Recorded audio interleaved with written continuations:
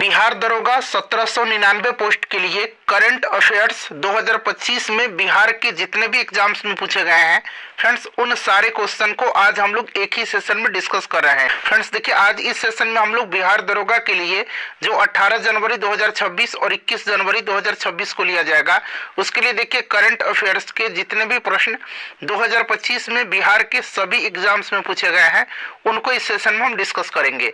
बड़ा ही important session है friends. यहाँ पर आप देख सकते हैं पूरा एग्जाम का यहाँ पर मैंने लिस्ट भी दिया हुआ है कि किन किन एग्जाम्स में करंट अफेयर्स के जो प्रश्न पूछे गए हैं उनको हम लोग डिस्कस कर रहे हैं। तो चलिए अब हम लोग स्टार्ट करते हैं आज का सेशन।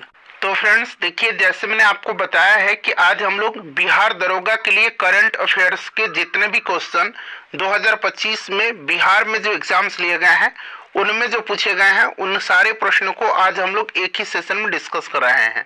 चलिए फ्रेंड्स देखिए, इस तरह के सेशन बनाने में 4 से 5 घंटे का मेरा महत्वपूर्ण समय लगा हुआ है। सो प्लीज सेशन को लाइक जरूर करें। आपका एक लाइक ही हमें मोटिवेट करता है। और सेशन देखने के बाद कम से कम इसको एक ग्रुप में फ्रेंड्स जरूर ही शेयर कर दीजिएगा। देखिए, प्रश्न पढ़िए कि अजीत डोभाल किस पद पर है।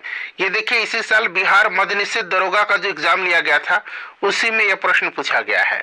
तो देखिए, आप सभी जानते हैं कि अजीत डोभाल जो है ये भारत के राष्ट्रीय सुरक्षा सलाहकार हैं।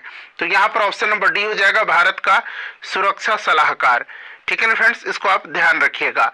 चलिए उसके बाद देखिए, अगला प्रश्न है कि सुधा मूर्ति की द सर्कल ऑफ लाइफ किस प्रकाशन कंपनी के द्वारा प्रकाशित की गई। यहाँ पर प्रकाशित बना लीजिए। तो देखिए, सुधा मूर्ति की ये है पुस्तक द सर्कल ऑफ लाइफ। याद रखिएगा, प्रश्न पूछा जा सकता है कि द सर्कल ऑफ लाइफ किसकी पुस्तक है, तो ये सुधा मूर्ति की है। अच्छा, एक पुस्तक इसी तरह का है, इस पुस्तक का नाम है the circle of reason. The circle of life की जगह हो जाएगा द सर्कल ऑफ रीजन। ये पुस्तक किसकी है, द सर्कल ऑफ रीजन। तो ये पुस्तक अमिताभ घोष की है। किसकी है ये पुस्तक, अमिताभ घोष की है। ये भी ध्यान रखिएगा कि अगर पूछा जाए कि द सर्कल ऑफ रीजन किसकी पुस्तक है तो अमिताभ घोष की, द सर्कल ऑफ लाइफ किसकी पुस्तक है तो सुधा मूर्ति की। ठीक है, तो देखिए सुधा मूर्ति की ये पुस्तक है द सर्कल ऑफ लाइफ। ये पेंगुइन रैंडम हाउस इंडिया के द्वारा जो है प्रकाशित किया गया था। पेंगुइन रैंडम इंडिया हाउस के द्वारा ये प्रकाशित किया गया था। ठीक है, चलिए उसके बाद देखिएगा कि वर्तमान श्रीलंकाई राष्ट्रपति कौन है। तो देखिए, वर्तमान में श्रीलंका का राष्ट्रपति कौन है, तो ध्यान रखिएगा ये अनुराग कुमार दिसानायके हैं। कौन है, अनुराग कुमार दिसानायके। ठीक है, यहाँ पर आप देख सकते हैं ये बिहार मद्य निषेध दरोगा में इसी साल प्रश्न पूछा गया है। उसके बाद देखिए, अगला प्रश्न पूछा गया है कि सिद्धार्थ 2 क्या है। सिद्धार्थ 2, तो देखिए सिद्धार्थ 2 जो है यह एक कैंसर थेरेपी मशीन है। ऑप्शन नंबर यहाँ पर सी हो जाएगा। क्लियर, इसको आप ध्यान रखिएगा। चलिए उसके बाद देखिए, किस संगठन के द्वारा निवेशकों की सहायता हेतु मित्रा, यहाँ पर देखिए अंग्रेजी में भी लिखा गया है, प्लेटफॉर्म शुरू किया गया है। तो देखिए ये मित्रा प्लेटफॉर्म जो है ये सेबी के द्वारा शुरू किया गया है, यानी कि भारतीय प्रतिभूति और विनिमय बोर्ड के द्वारा। ठीक है, तो यहाँ पर आप ध्यान रखिएगा सेबी के द्वारा ये मित्रा प्लेटफॉर्म लॉन्च किया गया है। चलिए उसके बाद देखिएगा कि बिहार बिजनेस कनेक्ट 2024 का कब आयोजन किया गया है। ये पूछा गया है कब आयोजन किया गया है, देख सकते हैं फ्रेंड्स। और देखिए, बिहार दरोगा में 2025 में जो भी एग्जाम लिए गए हैं बीपीएसएससी के द्वारा, उसमें जो है डेट दे करके करंट अफेयर के प्रश्न पूछे जा रहे हैं। तो यहाँ पर देखिए, ये मैं आपको बता देता हूँ 19-20 दिसंबर 2024 को पटना में हुआ था। ठीक है ना, पटना के ज्ञान भवन में। तो यहाँ पर 19-20 दिसंबर 2024 को पटना में इसका आयोजन हुआ था, पटना बिजनेस कनेक्ट 2024। चलिए उसके बाद देखिएगा कि हार्पर कोलिंस द्वारा प्रकाशित पुस्तक the book of Bihari literature के लेखक कौन है। किसके द्वारा ये पुस्तक प्रकाशित किया गया, the book of Bihari literature, Harper Collins के द्वारा। और इसके लेखक है अभय के, ध्यान रखिएगा अभय के। क्लियर, चलिए उसके बाद देखिएगा कि थेरथंगल पक्षी अभयारण्य जिसे हाल में रामसर साइट का दर्जा मिला है निम्नलिखित में से किस राज्य में स्थित है। अच्छा, अभी देखिए रामसर स्थलों की संख्या जो है अभी जो है आपको याद रखना है 96 है। और देखिए बिहार का जो है आपको याद होगा गोकुल जलाशय। उसके बाद देखिएगा अभी जो है आपका गोगा बिल झील, इन सबको जो है आपको रामसर स्थल का दर्जा दिया गया है। तो ये सब आप ध्यान रखिएगा। ठीक है फ्रेंड्स, गोगा बिल कटिहार में है। क्लियर, और गोकुल जलाशय जो है ये बक्सर में पड़ता है, इसे भी आप ध्यान रखिएगा। तो ये आपका जो है थेरथंगल ये आपका तमिलनाडु में है। ठीक है। चलिए उसके बाद देखिएगा कि honorary officer of the order of Fiji से किस भारतीय को सम्मानित किया गया। ये अवार्ड है honorary officer of the order of Fiji, ये श्री श्री रविशंकर को सम्मानित किया गया। अर्थात प्रधानमंत्री नरेंद्र मोदी को जो है आपको ध्यान रखना है कि 2025 में किन देशों के द्वारा अवार्ड दिया गया है, ये प्रश्न पूछा जाएगा। तो आपको याद रखना है, मैं बता रहा हूं, दो चार याद रखिएगा। Order of the most ancient Welwitschia mirabilis, थोड़ा सा नाम डिफिकल्ट है।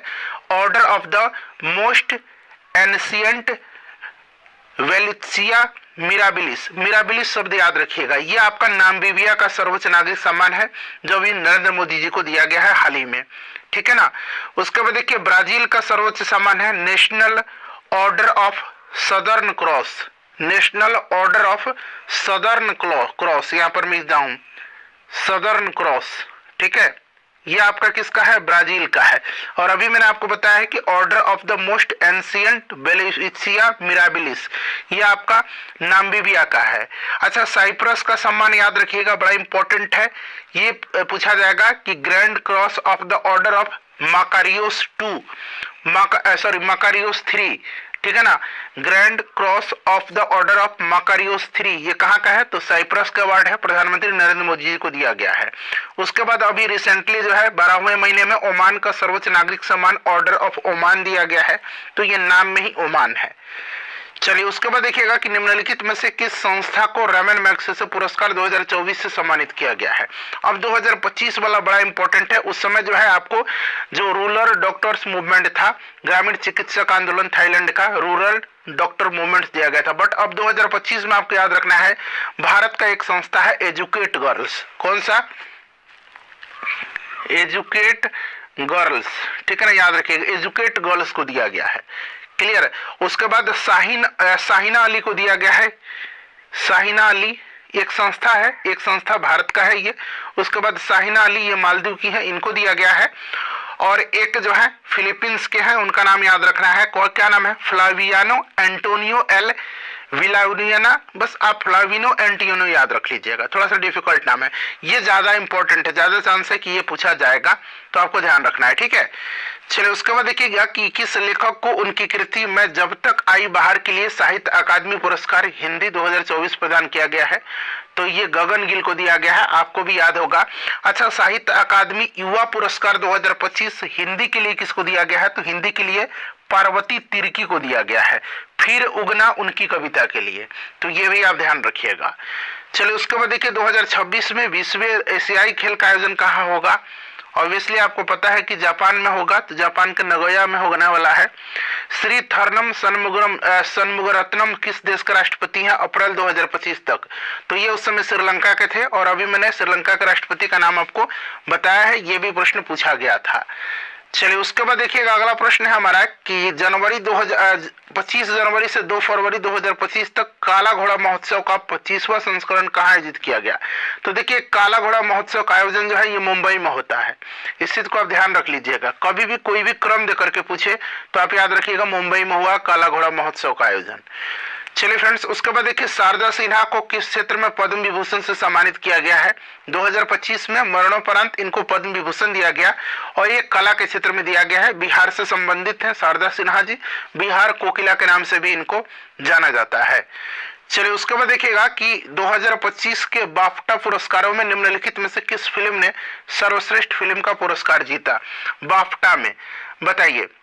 अच्छा, श्रीलंका की प्रधानमंत्री का नाम जान लीजिएगा, हरिनी अमरसूरिया है, हरिनी अमरसूरिया, हरिनी अमरसूरिया, ये भी हो सकता है कि पूछ ले प्रधानमंत्री का नाम। राष्ट्रपति तो हमने पढ़ ही लिया, हरिनी अमरसूरिया श्रीलंका की नए प्रधानमंत्री हैं, ठीक है ना।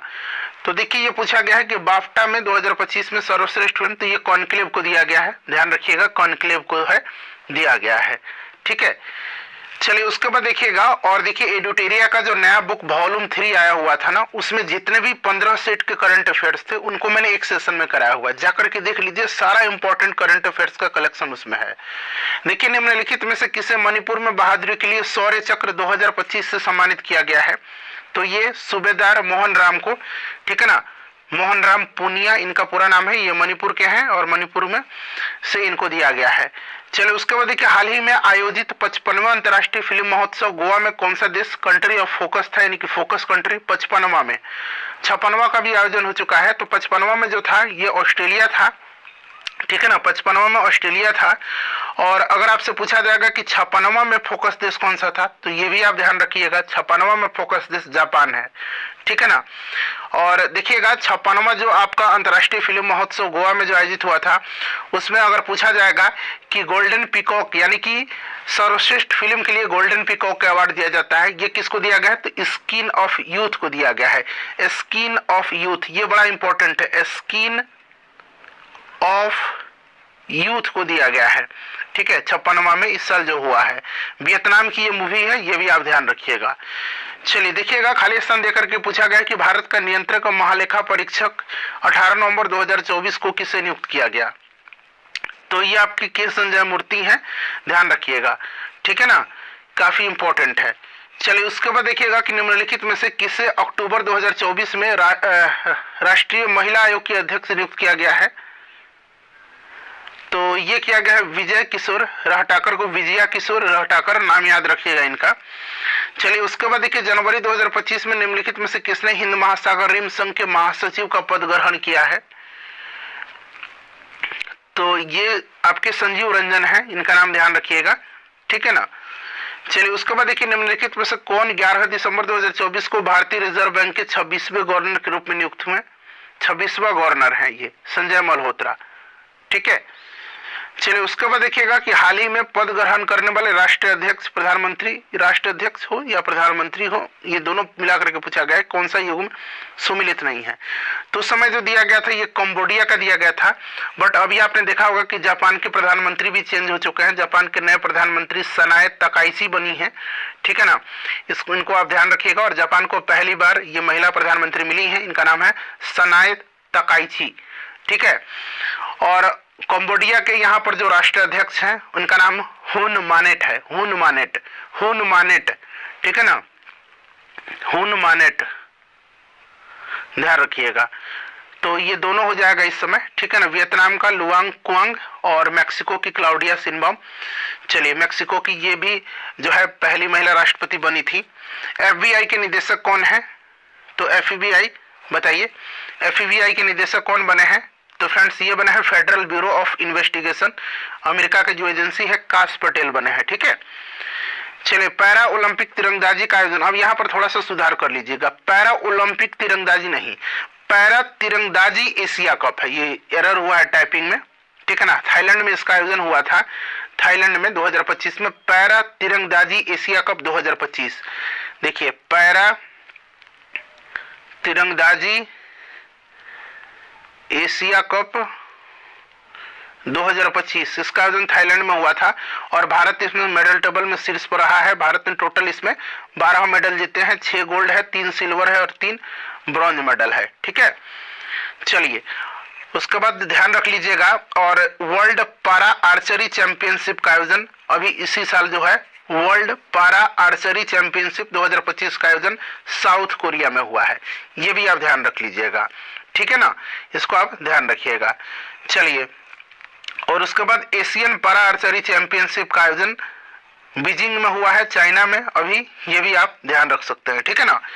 चलिए देखिएगा कि योगा को किस वर्ष एशियाई खेल में शामिल किया गया है, यहाँ 2026 बना लीजिएगा, ठीक है ना, यहाँ 2026 बना करके टिक लगा लीजिए 2026 में। चलिए उसके बाद देखिएगा ये आपका ESI में पूछा गया प्रश्न है, इसी साल किसने दिसंबर 2024 में ब्रह्मोस एरोस्पेस के महानिदेशक बनाया गया है, किसको, तो ये बनाया गया है जयतीर्थ R जोशी को। किसको बनाया गया है, डॉक्टर जयतीर्थ R यानी कि राघवेंद्र जोशी, R से यहाँ राघवेंद्र हो जाएगा, जयतीर्थ राघवेंद्र जोशी को, ठीक है, ब्रह्मोस एरोस्पेस का महानिदेशक। उसके बाद देखिए राजेंद्र विश्वनाथ अर्लेकर किस राज्य के 23वें राज्यपाल के रूप में पद ग्रहण किया था इन्होंने, ये पूछा गया है, तो ये केरला के, और आरिफ मोहम्मद खान बिहार के बने थे, ठीक है। चलिए आर्टिफिशियल इंटेलिजेंस एक्शन समिट, जिसको कि AI समिट बोला गया है, 2025 में आयोजन हुआ था, इसका कहां पर, तो फ्रांस के पेरिस में, और फ्रांस और भारत ने मिलकर के अध्यक्षता किया था। उसके बाद देखिए USA के 50वें राष्ट्रपति कौन बने हैं, तो ये जेडी वेंस बने हैं, ध्यान रखिए आप। नेक्स्ट क्वेश्चन है कि 7वां हेलीकॉप्टर लघु विमानन शिखर सम्मेलन 2025 कहाँ आयोजित हुआ है? तो देखिए ये आपका हुआ है पुणे में, ठीक है ना। कहां पर इसका आयोजन हुआ है? पुणे में हुआ है, ध्यान रखिएगा, ठीक है ना। चलिए 2025 का ही है। शुभांशु शुक्ला किस मिशन के तहत अंतरिक्ष में गए थे? काफी इंपॉर्टेंट क्वेश्चन है, एक्सियोम 4, ठीक है ना, एक्सियोम 4 बना लीजिए। चलिए उसके बाद देखिए पेरिस डायमंड लीग 2025 में नीरज चोपड़ा ने कितना मीटर थ्रो किया था? नीरज चोपड़ा जो है ये जैवलिन थ्रो के खिलाड़ी हैं और यहाँ पर पूछा गया है कि पेरिस ओलंपिक में, तो पेरिस ओलंपिक में इन्होंने 88.16 मीटर फेंका था, ठीक है ना। अच्छा दोहा डायमंड लीग में 90.23 मीटर, ये भी आप ध्यान रखिएगा, क्लियर ना। और देखिए अभी जो है ना आपका एक और हुआ था, कौन सा? तो वर्ल्ड एथलेटिक चैंपियनशिप 2025, इसमें जो है देखिएगा नीरज चोपड़ा ने 84.03 मीटर फेंका था, ठीक है, और ये 8वें नंबर पर रहे थे। और भारत की एक और नाम है सचिन यादव, जिन्होंने 86.27 मीटर भाला फेंक करके चौथा पोजीशन हासिल किया था। तो ये भी आप ध्यान रख लीजिएगा, ठीक है ना फ्रेंड्स। तो ये सब आप ध्यान रखते चलिए। चलिए उसके बाद नीरज चोपड़ा क्लासिक 2025 एक आयोजन हुआ था, नीरज चोपड़ा एनसी क्लासिक 2025, ठीक है ना। इसमें जो है नीरज चोपड़ा ने जो है ना इसमें आपका कितना फेंका था बताइए? 86.18 मीटर।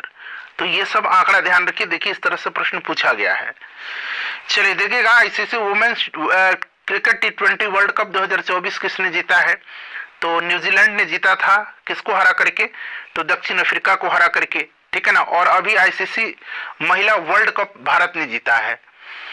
चलिए उसके बाद देखिएगा कि एआई डाटा सेट के लिए लॉन्च किया गया प्लेटफॉर्म का नाम क्या है? तो इसका नाम क्या है? एआई कोसा।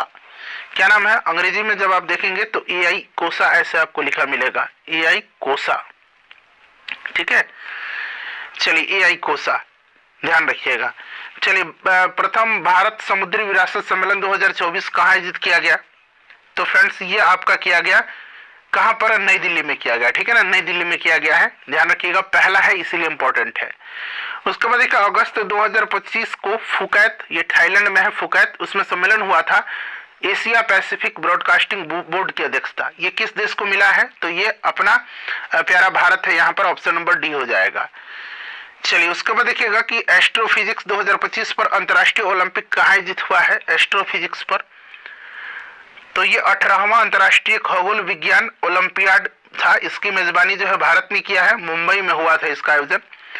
चलिए उसके बाद देखिएगा कि 2025 में कब अग्नि 5 न्यूक्लियर कैपेबल भू आधारित इंटरकंटिनेंटल बैलिस्टिक मिसाइल का टेस्ट फायर किया गया है। आप देख सकते हैं डेट दे करके ऐसा 3 प्रश्न इस साल बिहार ईएसआई में पूछा गया था।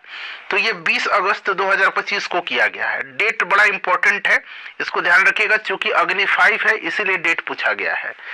चलिए उसके बाद देखिएगा कि एयर इंडिया का विमान अहमदाबाद में जो है दुर्घटनाग्रस्त हुआ था। ये डेट सहित पूछा गया था कि अहमदाबाद हवाई अड्डे के पास कब दुर्घटनाग्रस्त हो गया था। तो ये कब हुआ था फ्रेंड्स? आपको भी याद होगा 12 जून 2025 को, ठीक है।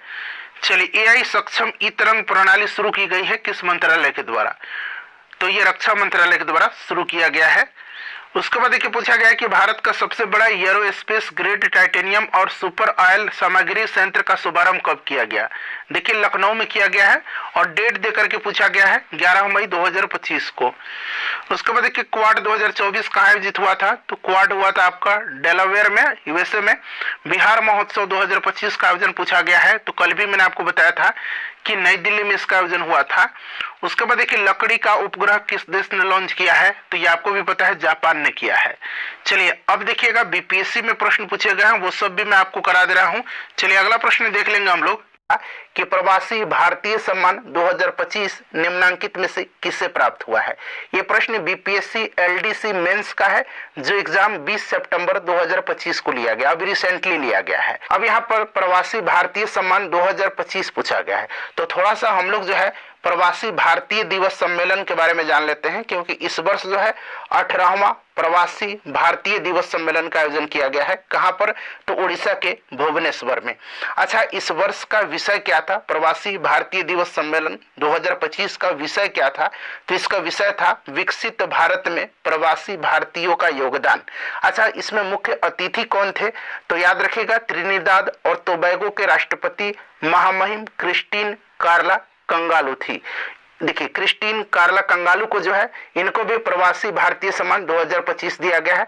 साथ ही साथ प्रोफेसर अजय राणे को भी दिया गया है, और डॉक्टर सैयद अनवर खुर्शीद को भी दिया गया है, और डॉक्टर कौशिक लक्ष्मीदास रमैया को भी दिया गया है, और भी लोगों को दिया गया है। बट जो इंपॉर्टेंट है मैं आपको बता दे रहा हूं, ध्यान रखिएगा, ठीक है। क्रिस्टीन कार्ला कंगालू, उनको भी दिया गया है, प्रोफेसर अजय राणे को भी दिया गया है, डॉक्टर सैयद अनवर खुर्शीद को भी दिया गया है, और कौशिक लक्ष्मीदास रमैया को भी दिया गया है। ये सब आप याद रखिएगा, ठीक है। चलिए आगे बढ़ेंगे, अगला प्रश्न कर लेंगे। किस राज्य में इंदिरा अम्मा आत्मीय भरोसा योजना हाल ही में शुरू की गई है? बताइए, किस राज्य में इंदिरा अम्मा आत्मीय भरोसा योजना हाल ही में शुरू की गई है? तो फ्रेंड्स, ये शुरू किया गया है तेलंगाना राज्य में। ऑप्शन नंबर यहाँ पर बी राइट हो जाएगा। ये योजना जो है भूमिहीन कृषि जो मजदूर हैं उनके परिवारों को वित्तीय सहायता प्रदान करने के लिए शुरू किया गया है, और इसके अंतर्गत जो है याद रखना है, सालाना जो है 12 वर्ष रुपये का जो है 12,000 रुपये का जो है आपका आर्थिक सहायता दिया जाएगा, 12,000 रुपये का। क्लियर? चलिए फ्रेंड्स, उसके बाद देखिए ये प्रश्न पूछा गया है कि विक्रम मिश्री किस पद पर है? विक्रम मिश्री, तो विक्रम मिश्री जो है ना, ये विदेश सचिव के पोस्ट पर है, आपको ध्यान रखना है विदेश। में देखिएगा कि बिहार दिवस 2025 का थीम क्या है। अच्छा, बिहार दिवस मनाया कब जाता है? तो ये प्रत्येक वर्ष जो है 22 मार्च के दिन मनाया जाता है। कब मनाया जाता है? 22 मार्च के दिन बिहार का स्थापना दिवस मनाया जाता है, और इस बार जो है बिहार का 113वां स्थापना दिवस मनाया गया है, ये भी याद रखिएगा। और इस वर्ष का जो थीम था वो था क्या? उन्नत बिहार विकसित बिहार, उन्नत बिहार विकसित बिहार। ऑप्शन सी करेक्ट हो जाएगा। क्लियर है? भारत 2025 में विश्व प्रेस स्वतंत्रता सूचकांक में किस स्थान पर है? अच्छा, विश्व प्रेस स्वतंत्रता सूचकांक, ठीक है ना, वर्ल्ड प्रेस फ्रीडम इंडेक्स इसको अंग्रेजी में बोला जाता है। ये जारी कौन करता है? तो ये जारी करता है रिपोर्टर्स विदाउट बॉर्डर्स, ठीक है ना, याद रखिएगा। और इसमें भारत का स्थान 151वां है। प्रथम स्थान पर इसमें कौन सा देश है? तो प्रथम स्थान पर इसमें नॉर्वे है, ठीक है। चलिए उसके बाद देखिएगा कि आईफा अवार्ड्स 2025 में सर्वश्रेष्ठ अभिनेता का पुरस्कार किसे मिला है? आईफा अवार्ड में सर्वश्रेष्ठ अभिनेता का पुरस्कार किसको मिला है, ये पूछा गया है। तो फ्रेंड्स देखिए, ये मिला है किसको? तो कार्तिक आर्यन को मिला है सर्वश्रेष्ठ अभिनेता का। अच्छा, सर्वश्रेष्ठ अगर आपसे पूछा जाएगा कि अच्छा ये किस फिल्म के लिए मिला है इनको, तो भूल भुलैया के लिए। सर्वश्रेष्ठ अभिनेत्री पूछेगा तो याद रखिएगा नितांशी गोयल को मिला है सर्वश्रेष्ठ अभिनेत्री, नितांशी गोयल को मिला है, ठीक है ना, सर्वश्रेष्ठ अभिनेत्री। अच्छा, सर्वश्रेष्ठ फिल्म का अवार्ड मिला है किरण राव की फिल्म है लापता लेडीज को, ठीक है। तो ये सभी याद रखिएगा। चलिए फ्रेंड्स, उसके बाद देखिएगा कि मार्च 2025 में इंडोर शॉर्टपुट में माउंटेन बैटन, ठीक है ना, indoor track and field championship में नया कीर्तिमान स्थापित करने वाली पहली भारतीय महिला कौन बनी है? बताइएगा, इंपॉर्टेंट क्वेश्चन है। जहां भी पहली शब्द लग जाता है प्रश्न स्वयं इंपॉर्टेंट हो जाता है। तो बताइएगा कि 2025 मार्च में इंडोर शॉर्टपुट में माउंटेन बैटन indoor track and field championship में नया कीर्तिमान स्थापित करने वाली पहली भारतीय महिला कौन बनी है? तो ये बनी है कृष्णा जयशंकर। कौन बनी है? कृष्णा जयशंकर। इन्होंने 16.03 मीटर का थ्रो करके रिकॉर्ड स्थापित किया है। तो ये डाटा भी आप याद रख सकते हैं, ठीक है, प्रश्न बन सकता है। चलिए, इनका नाम है कृष्णा जयशंकर। उसके बाद देखिएगा किस देश ने भारत को हथियारों और रक्षा संबंधी वस्तुओं के निर्यात पर पूर्ण प्रतिबंध लगा दिया है? ये बीपीएससी एएसओ का पेपर में पूछा गया प्रश्न है, ठीक है ना, बताइएगा। तो किस देश ने जो है भारत को हथियारों और रक्षा संबंधी वस्तुओं के निर्यात पर पूर्ण प्रतिबंध लगा दिया है? तो फ्रेंड्स ये टर्की ने लगाया है। टर्की यहाँ पर राइट आंसर हो जाएगा, टर्की करेक्ट आंसर हो जाएगा। चलिए उसके बाद देखिएगा अगला प्रश्न है कि जीडीपी, ध्यान से देखिएगा, जीडीपी सीपीआई और आईपी के लिए, आईआईपी के लिए, ठीक है ना, यहाँ अंग्रेजी में लिखता हूँ, जीडीपी सीपीआई और आईआईपी के लिए, ठीक है ना, आईआईपी के लिए आधार वर्ष संशोधित करके कितना कर दिया गया है? तो देखिए यहाँ पर क्रम से आपको बताना, जीडीपी के लिए देखिए यहाँ पर क्रमशः शब्द भी लगा हुआ है। जीडीपी के लिए 2022-23, ठीक है, सीपीआई के लिए 2023-24 और आईआईपी के लिए 2022-23, ठीक है ना, यानी कि जीडीपी और आईआईपी के लिए 2022-23 और सीपीआई के लिए 2023-24, यानी कि ऑप्शन नंबर यहां पर डी करेक्ट हो। हाल ही में देखिए संयुक्त राज्य अमेरिका ने निम्न में से किस देश को अपना प्रमुख गैर नाटो सहयोगी घोषित किया हुआ है, बताइए। मेजर नन नाटो एलाई, किस देश को अमेरिका ने घोषित किया? जब ये प्रश्न पूछा था ना उस समय किया था केनिया को, बट अभी रिसेंटली आपने पढ़ा भी होगा कि रिसेंटली जो है अमेरिका ने सऊदी अरब को किया है। किसको? सऊदी अरब को अपना जो है मेजर नाटो सहयोगी देश घोषित किया हुआ, गैर नाटो सहयोगी, ठीक है ना, सऊदी अरब को। अभी रिसेंटली सऊदी अरब को किया है 2025 में। तो उस समय केनिया था, ये प्रश्न जब पूछा गया था तो उस समय सऊदी अरब का चुनाव नहीं किया था अमेरिका ने, बट अब कर लिया है, तो आप सऊदी अरब भी अब से ध्यान रखिएगा। क्लियर? चलिए उसके बाद देखिएगा अगला प्रश्न है, थोड़ा सा लंबा प्रश्न है। पहले प्रश्न का जो मेन पार्ट है पढ़िए कि मानव विकास सूचकांक रिपोर्ट 2025 के बारे में कौन सा कथन सही नहीं है। यहां पर पूछा है कौन सा कथन सही नहीं है, कौन? मानव विकास रिपोर्ट के बारे में, मानव विकास रिपोर्ट के बारे में। अच्छा, जारी कौन करता है ये मानव विकास सूचकांक? तो यूनाइटेड नेशन डेवलपमेंट प्रोग्राम, ठीक है, संयुक्त राष्ट्र विकास कार्यक्रम इसको जारी करता है, ठीक है। अच्छा, अब आते हैं कि कौन सा सही नहीं है, ध्यान रखिएगा। पूछा गया है कि मानव विकास रिपोर्ट 2025 का विषय ग्रिडलॉक को तोड़ना, ध्रुवीकृत दुनिया में सहयोग की पुनर्कल्पना है। जी नहीं, ये स्टेटमेंट गलत है, ये थीम नहीं था, ये थीम था ये matter of choice, people and possibilities in the age of AI, in the age of AI यानी कि आर्टिफिशियल इंटेलिजेंस। मैं रिपीट करता हूं, a matter of choice, clear, a matter of choice, people and possibilities in the age of AI, ये theme था। ये गलत हो गया। मानव विकास सूचकांक में भारत का स्थान 134 है। जी नहीं, 2025 में जो है इसका स्थान कितना है? 130 है। तो ये भी स्टेटमेंट क्या हो गया? गलत हो गया। जारी कौन करता है? मैंने आपको बता दिया, यूएनडीपी। अच्छा, मानव विकास सूचकांक में भारत का स्थान 130 है, तो प्रथम स्थान पर कौन सा देश है? आइसलैंड है। क्लियर? तो कोई भी इसमें से कथन सही नहीं है, ठीक है ना। तो यहाँ पर आप देख सकते हैं पूछा गया है कौन सा इसमें से सत्य नहीं है, तो सत्य कौन सा नहीं है? ए और बी दोनों सत्य नहीं है, ठीक है। उसके बाद देखिए केंद्रीय बजट 2025 में, थोड़ा सा ये भी प्रश्न लंबा है, यहां से आंसर आपको ऑप्शन में से चुन करके बताना है। यहां पर चारों आपको ए बी सी तीनों दिख रहे हैं।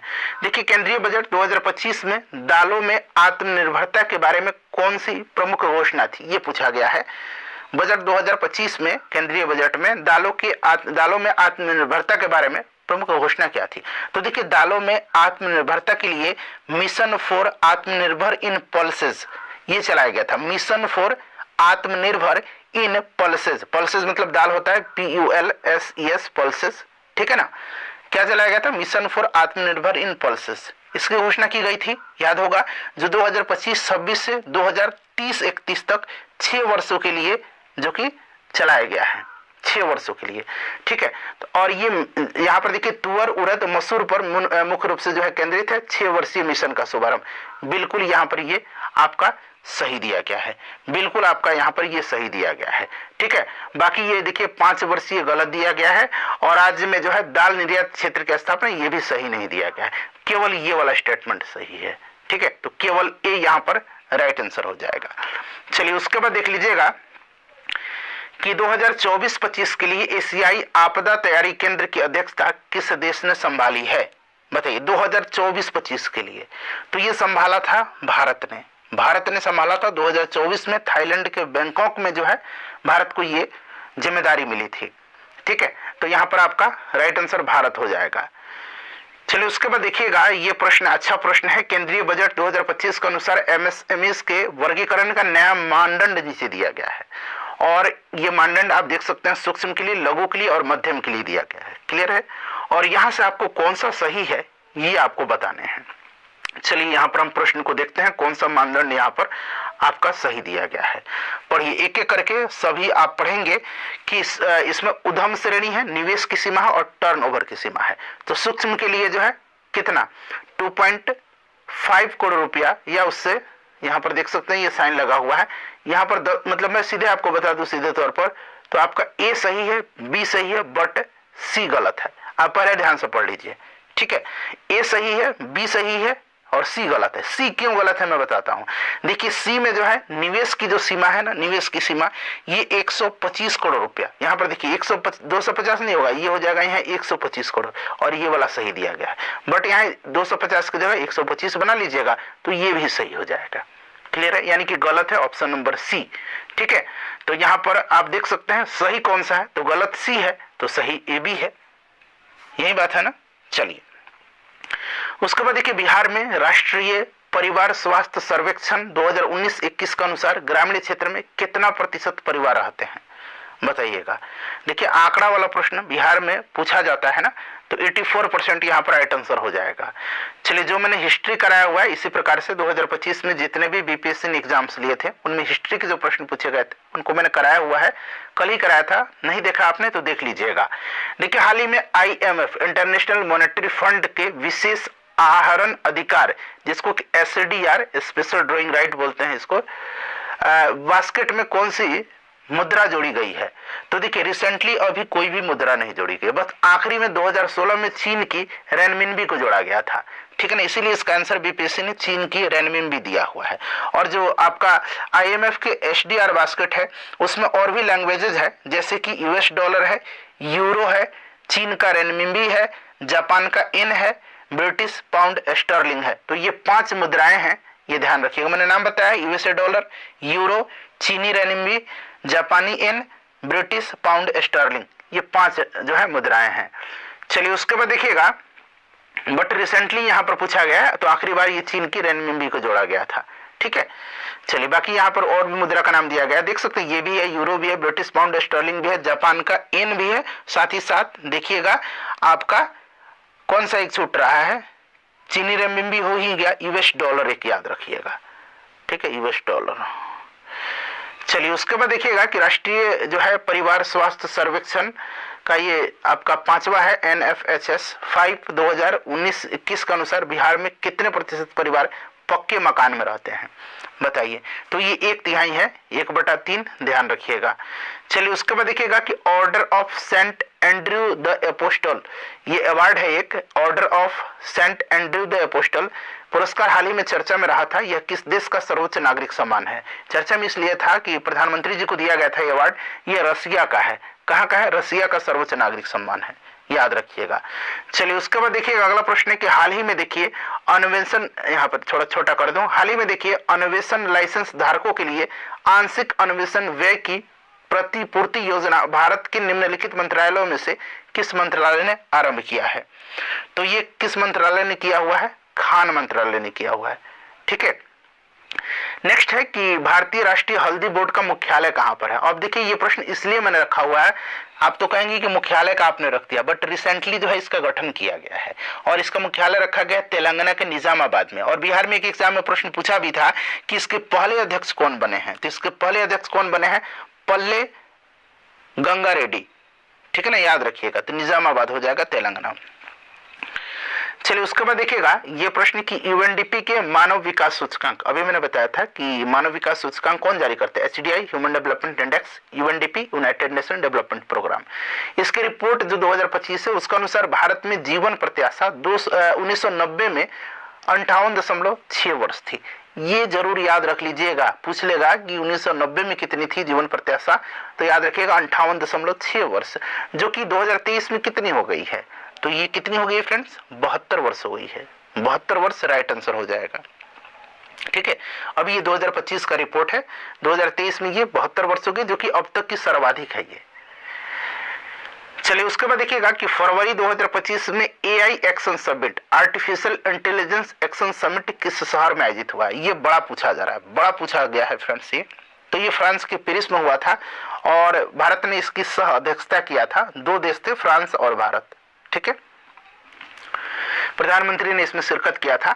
देखिए 96वें जो अकादमी अवार्ड है, ऑस्कर अवार्ड है, ये पूछ लिया गया 2024 वाला, बट 2025 वाला भी आप अभी याद रखेंगे। ठीक है, मैं आपको बताता हूं। देखिए पूछा गया है ना कि 96वें अकादमी पुरस्कार जो था ऑस्कर अवार्ड, उसमें एम्मा स्टोन को जो है किस फिल्म में मुख्य भूमिका के लिए ऑस्कर मिला था। तो पहले इसका आंसर जान लीजिए, ये आपका कौन सा था? पुअर थिंग्स था। अब आपको 2025 वाला 97वां जो अकादमी पुरस्कार है वो याद रखना है। इसमें सर्वश्रेष्ठ फिल्म किसको दिया गया था, तो अनोरा को, ठीक है, अनोरा को। अच्छा, अनोरा के जो डायरेक्टर हैं शॉन बेकर, शॉन बेकर नाम है, नाम सुनते चलिए, शॉन बेकर को बेस्ट डायरेक्टर का अवार्ड मिला था। अच्छा, सर्वश्रेष्ठ अभिनेता का अवार्ड मिला था एड्रियन ब्रॉडी को, किस फिल्म के लिए, द ब्रूटलिस्ट के लिए। मूवी का भी नाम याद रखिएगा, सर्वश्रेष्ठ अभिनेता एड्रियन ब्रॉडी को दिया गया था द ब्रूटलिस्ट मूवी के लिए। क्लियर है। अच्छा, सर्वश्रेष्ठ अभिनेत्री का अवार्ड मिकी मेडिसन को या माइकी मेडिसन पढ़िए, माइकी मेडिसन को दिया गया था अनोरा फिल्म के लिए। चलिए देखिए, पूछा गया है कि किस गुजराती फिल्म ने 70वें राष्ट्रीय फिल्म पुरस्कार में राष्ट्रीय सामाजिक और पर्यावरणीय मूल्यों को बढ़ावा देने के लिए सर्वश्रेष्ठ फीचर फिल्म का पुरस्कार जीता है। किसमें, 70वें राष्ट्रीय फिल्म पुरस्कार में। देखिए 70वां राष्ट्रीय फिल्म पुरस्कार जो था ना, उसके बारे में थोड़ा सा जान लीजिएगा। इसमें सर्वश्रेष्ठ फिल्म अट्टम को दिया गया है, अट्टम को दिया गया है। सर्वश्रेष्ठ हिंदी फिल्म पूछेगा, हिंदी फिल्म सर्वश्रेष्ठ गुलमोहर को दिया गया है। सर्वश्रेष्ठ इसमें अभिनेता पूछेगा तो ऋषभ शेट्टी को दिया गया है, ऋषभ शेट्टी को दिया गया है। सर्वश्रेष्ठ अभिनेत्री पूछेगा तो दो लोगों का नाम याद रखें, मानसी पारेख और नित्या मेनन। मानसी पारेख और नित्या मेनन को सर्वश्रेष्ठ अभिनेत्री, इन दोनों लोगों को दिया गया है। ठीक है, सर्वश्रेष्ठ फिल्म अट्टम, सर्वश्रेष्ठ हिंदी फिल्म गुलमोहर, सर्वश्रेष्ठ अभिनेता ऋषभ शेट्टी, सर्वश्रेष्ठ अभिनेत्री दो लोगों को, मानसी पारेख और नित्या मेनन को। ठीक है, नित्या बना लीजिए। क्लियर। और इसमें सर्वश्रेष्ठ गुजराती फिल्म जो थी कौन, कच्छ एक्सप्रेस, इसी को ये अवार्ड मिला है राष्ट्रीय सामाजिक पर्यावरणीय मूल्यों को बढ़ावा देने के लिए। ठीक है, ऑप्शन सी। चलिए उसके बाद देखिएगा कि निम्नलिखित में से किस व्यक्ति या संगठन को 2024 का रमन मैग्सेसे पुरस्कार दिया गया। अब देखिए रमन मैग्सेसे पुरस्कार जो है ना, ये दिया गया है बहुत सारे लोगों को, मैं बताता हूं। पहले इसका आंसर 1 से अधिक हो जाएगा, क्योंकि इनमें जो भी नाम दिख रहा है ना, इन तीनों को दिया गया है। कौन सा, तो कर्मा फुनसु को दिया गया है, ठीक है, वियतनाम की, ये भूटान की है, वियतनाम की गुवेन थी नगोक फुओंग को दिया गया है।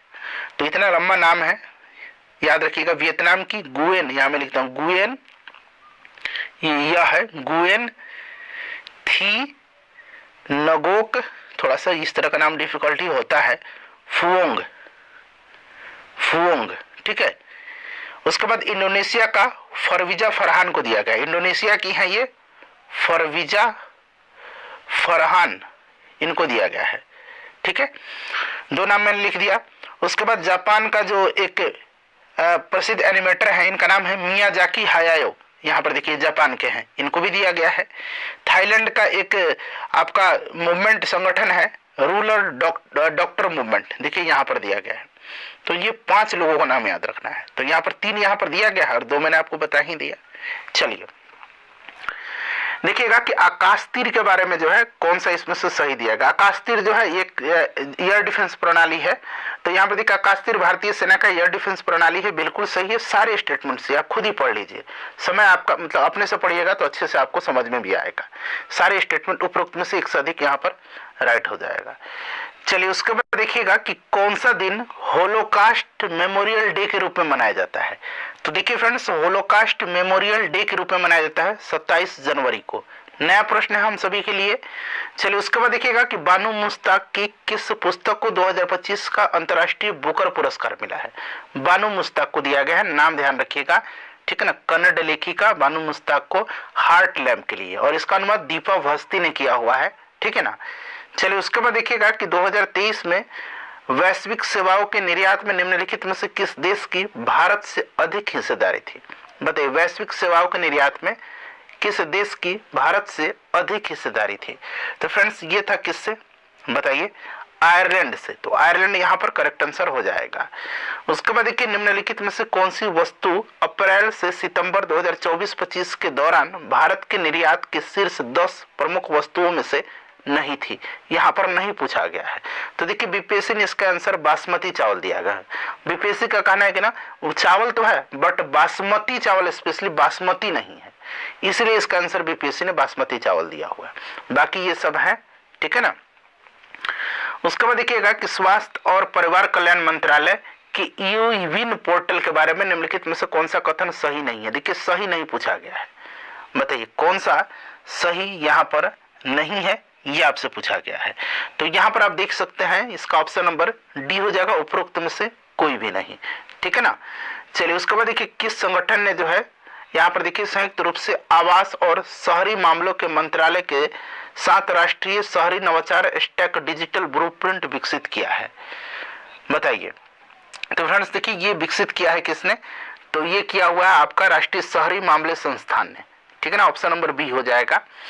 अगला प्रश्न है हमारा कि 31 अक्टूबर 2024 तक भारतमाला परियोजना के तहत किस राज्य में सबसे अधिक निर्मित सड़क की लंबाई थी, बताइए। तो यहाँ पर जो है आपका आंसर हो जाएगा राजस्थान में। ठीक है ना, राजस्थान हो जाएगा करेक्ट आंसर। चलिए उसके बाद देखिए अगला प्रश्न है कि किसान ऋण पोर्टल, नाम है इसका KRP, किसान ऋण पोर्टल के शुभारंभ के से पहले किसान ब्याज अनुदान और शीघ्र पुनर्भुगतान प्रोत्साहन योजनाओं के तहत मैनुअल दावे निम्नलिखित में से किस संस्थान को प्रस्तुत करते थे। तो ये किसको करते थे, ये करते थे आपके RBI को और नाबार्ड को। तो यहाँ पर देखिए RBI reserve bank of India और नाबार्ड, तो ऑप्शन नंबर बी हो जाएगा। इस तरह का प्रश्न आप डायरेक्टली याद रखिए। ठीक है ना। चलिए उसके बाद देख लीजिएगा कि भारत का विदेशी मुद्रा भंडार है, भारत का, तो भारत का विदेशी मुद्रा भंडार जो है ना ये 640 बिलियन अमेरिकी डॉलर हो गया है दिसंबर 2024 के अंत तक। ठीक है। चलिए उसके बाद देख लीजिएगा कि NFHS 5 के आंकड़ों के अनुसार जो है निम्नलिखित में से कौन सा राज्य 2019-20 में 6% से कम आबादी को बहुआयामी रूप से गरीब के रूप में दर्ज किया हुआ है। तो फ्रेंड्स देखिए दरअसल ये जो है ना आपका ये किया हुआ है, इसमें देखिए जम्मू कश्मीर को आंसर इसलिए नहीं माना है कि कह रहे हैं कि जम्मू कश्मीर एक केंद्र शासित प्रदेश है, बट हमने तो प्रश्न में राज्य पूछा है किस राज्य ने, इसलिए हिमाचल प्रदेश को आंसर माना है। अगर इस तरह से पूछ देता राज्य या केंद्र शासित प्रदेश, इस तरह से प्रश्न में लगा करके पूछता है ना, तब 1 से अधिक हो जाता है। बट बीपीएससी ने तर्क दिया हुआ है कि हमने तो राज्य पूछा है, हमने तो केंद्र शासित प्रदेश पूछा ही नहीं है, जम्मू कश्मीर तो यूनियन टेरिटरी है, तो हमने तो राज्य पूछा है, तो इसलिए हिमाचल प्रदेश इसका आंसर होगा। देखिए देश के सकल मूल्य वर्धित जीवीए में सूक्ष्म लघु और मध्यम उद्योगों की हिस्सेदारी 2020-21 में मतलब कितना से बढ़कर कितना हो गया 2022-23 में, ये पूछा गया है। तो 30.3% से बढ़ करके ये हो गया 35.6%। ठीक है ना, 30 यहाँ पर देखिए 30.3% से बढ़ के ये हो गया 35.6%। चलिए उसके बाद देखिएगा कि बिहार का जो मिशन दक्ष है ना, मिशन दक्ष, यहाँ में लिख दो मिशन दक्ष, इसका उद्देश्य क्या है। देखिए मिशन दक्ष 2023 में शुरू किया गया था। ठीक है ना, 2023 में मिशन दक्ष को दिसंबर 2023 में शुरू किया गया था, याद रखिएगा, ताकि सरकारी स्कूलों में कक्षा 3 से 8 तक लगभग 25 लाख कमजोर छात्रों को उपचारात्मक कक्षाओं के माध्यम से मदद मिल सके। ऑप्शन नंबर यहाँ पर सी राइट आंसर हो जाएगा। 2023 में इसको स्टार्ट किया गया था, ध्यान रखिएगा। चलिए फ्रेंड्स उसके बाद हम लोग अगला प्रश्न कर लेंगे। वंडर ड्रग ओजेम्पिक का निर्माता नोवो नॉर्डिक्स किस देश की बहुराष्ट्रीय स्वास्थ्य सेवा कंपनी है। अब यहाँ पर देखिए प्रश्न इस प्रकार से भी पूछा जा सकता है कि वंडर ड्रग ओजेम्पिक जो है इसका निर्माता कौन सी कंपनी है। तो आपको याद रखना है ये कंपनी है नोवो नॉर्डिक्स। कौन सी कंपनी है, नोवो नॉर्डिक्स है, और नोवो नॉर्डिक्स एक डेनिश बहुराष्ट्रीय दवा कंपनी है। तो यहाँ पर डेनमार्क करेक्ट आंसर हो जाएगा। अच्छा ये देखिए ओजेम्पिक जो है ना, ओजेम्पिक यह वजन घटाने वाली दवा है। और देखिए इसी तरह का एक और दवा है, उसका नाम याद रखिएगा, उसका नाम है मोनजारो। क्या नाम है, मोनजारो इसका नाम है। और देखिए मोनजारो जो है अभी भारत में लॉन्च किया गया है, और यह अमेरिकी दवा निर्माता कंपनी जो है इसका नाम है इस कंपनी का इली लाइली। क्या नाम है इसका, इली लाइली इसका नाम है। यह अमेरिकी दवा निर्माता कंपनी है इली लाइली, जिसने वजन घटाने वाली दवा मोनजारो को भारत में लॉन्च किया है। तो ये भी प्रश्न पूछा जा सकता है कि मोनजारो जो है इसका निर्माता कंपनी कौन है, तो इली लाइली है, ध्यान रखना आपको। ठीक है, कहाँ की कंपनी है, तो ये अमेरिकी दवा निर्माता कंपनी है। चलिए सारे पॉइंट्स को फ्रेंड्स ध्यान रखिएगा। देखिए अगला प्रश्न कि दिसंबर 2024 में किसे हरा करके डी गुकेश सबसे कम उम्र के विश्व शतरंज चैंपियन बने हैं, बताइए। देखिए फ्रेंड्स देखिए हाल ही में यानी कि बात करें दिसंबर 2024 में सिंगापुर में आयोजित FIDE, याद रखिएगा सिंगापुर में इसका आयोजन हुआ था FIDE विश्व शतरंज चैंपियनशिप 2024 का। इसी में डी गुकेश ने चीन के डिंग लेरेन को हरा करके 18 वर्ष की उम्र में सबसे कम उम्र के शतरंज विश्व चैंपियन बने हैं। तो याद रखिए कि डिंग लेरेन, और ये कहाँ के हैं फ्रेंड्स, तो ये चाइना के हैं। तो साथ साथ आप ये भी याद रखिएगा। चलिए उसके बाद देखिएगा, ये प्रश्न अच्छा है। प्रश्न पढ़ेंगे कि भारत के शुभांशु शुक्ला के साथ साथ किन अन्य देशों के अंतरिक्ष यात्री 2025 में अंतर्राष्ट्रीय अंतरिक्ष स्पेस जाने वाले, मतलब अंतर्राष्ट्रीय अंतरिक्ष स्टेशन जाने वाले एक्सियोम 4 मिशन का हिस्सा थे। अच्छा ध्यान रखिएगा, ये शुभांशु शुक्ला जो है ना, ये आपके अंतर्राष्ट्रीय अंतरिक्ष स्टेशन जाने वाले ये पहले भारतीय हैं। और ये कौन से मिशन से गए थे, तो एक्सियोम 4 मिशन से। ठीक है, आपको याद रखना है। और देखिए इनके साथ और भी लोग गए थे, जैसे कि आपको याद रखना है, अमेरिका की है पेगी विट्सन। ठीक है ना, तो एक तो अमेरिका की हो गई पेगी विट्सन। ठीक है, एक पोलैंड के हैं, इनका नाम है स्लावोज उजनान्स्की विश्निवस्की। थोड़ा सा नाम डिफिकल्ट है बट ये नाम याद रखिएगा, ये पोलैंड के हैं स्लावोज। आप जरूर इनका नाम, मतलब पहला वाला जो वर्ड है स्लावोज, वो याद रखिएगा। ठीक है, उसके बाद हंगरी के, तो यहाँ पर देखिए पोलैंड भी हो गया, और एक हंगरी के हैं, इनका नाम है टीबर कापू। इनका नाम क्या है, टीबर कापू है। ठीक है, तो ये 3 व्यक्ति इनके साथ गए थे शुभांशु शुक्ला के अलावा। तो आपको याद रखना है। तो देखिए यहाँ पर हो जाएगा आपका एक ऑप्शन 1, मतलब यहाँ पर देख सकते हैं 1, 3 और 4। यहाँ से राइट आंसर आपको चुन करके बताना है। तो 1, 3 और 4 यहाँ पर करेक्ट आंसर हो जाएगा। ठीक है, तो सारे पॉइंट्स को फ्रेंड्स आप ध्यान रखते चलिएगा। चलिए उसके बाद देखिए अगला प्रश्न पूछा गया है कि फ्रेंच ओपन 2025 प्रतियोगिता में महिला एकल की विजेता कौन थी।